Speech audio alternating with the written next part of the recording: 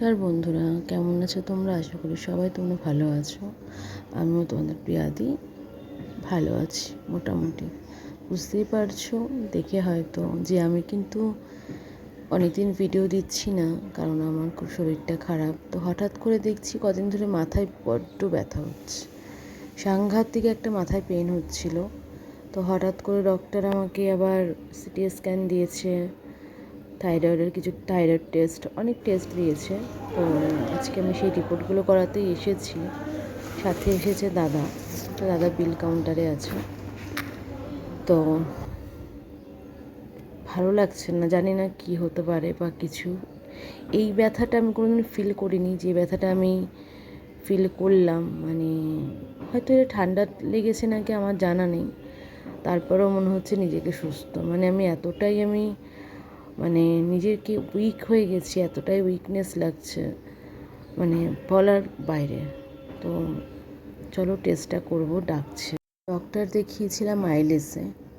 তো আইলেসে ডক্টর দেখানোর পর ডক্টর বিশ্বজিৎ মুখার্জি উনি আমাকে দিয়েছে, টেস্ট দিয়েছে কিছু, সিটি স্ক্যান যেটা বললাম তোমাদেরকে। বুঝতে পারছো মুখটা আমার ভালো লাগছে না, জানি না কি হয়েছে না হয়েছে। মানে খুব চিন্তা হচ্ছে, চিন্তিত আমি। দেখি কি হয়।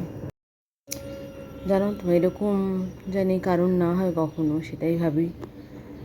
মানে আমার আইডিয়া ছিল না মাথা ব্যথা যে এতটা মানুষকে যন্ত্রণা দিতে পারে।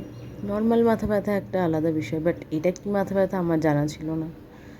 তো প্রথমার জন্য ভীষণ চিন্তা হচ্ছে। দাদা ভীষণ কান্নাকাটি করছিল, ভীষণ, মানে জানি না, এটা দাদা হয়তো ভয় পাচ্ছে, মানে আমার এরকম অবস্থা দেখে হয়তো সবাই ভয় পাচ্ছে। বাবা মা ভীষণ টেনশানে আছে, ভীষণ টেনশন। মা তো সাংঘাতিক একটা চিন্তিত, আসলে মা তো বোঝোই সবটাই।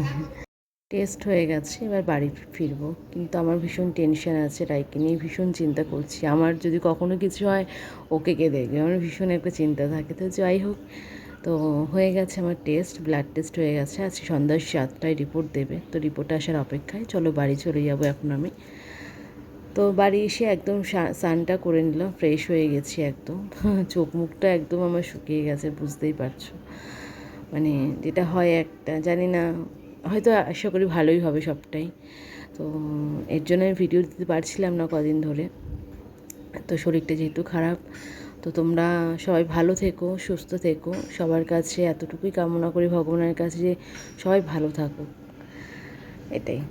তো চলো আজকের ভিডিওটা এখন আপাতত এইটুখানি। প্রিয়াদি ভিডিও দেবে আবার, একটু আজকে রিপোর্টটা দেখি একটু সুস্থ হয়ে যাই। তোমরা গডকে প্লিজ প্রে করো যে আমি যাতে ভালো থাকি। তো স্নান টান করে এখন একটু রান্নাবাড়িও করতে হবে। মানে যতই শরীর খারাপ হোক না কেন, কিন্তু এটা তো বসে থাকলে হবে না। দাদা থাকলে দাদাই রান্না করে, দাদা একটুখানি ওখান দিয়ে কাজে চলে গেল। তো এখন আমি একটু রান্নাবাড়ি করব, কারণ প্রথম আসবে, দাদা আসবে, ভালো লাগে না নিজেকে অসুস্থ হয়ে গেছি এটা বলতে, ভালো লাগে না।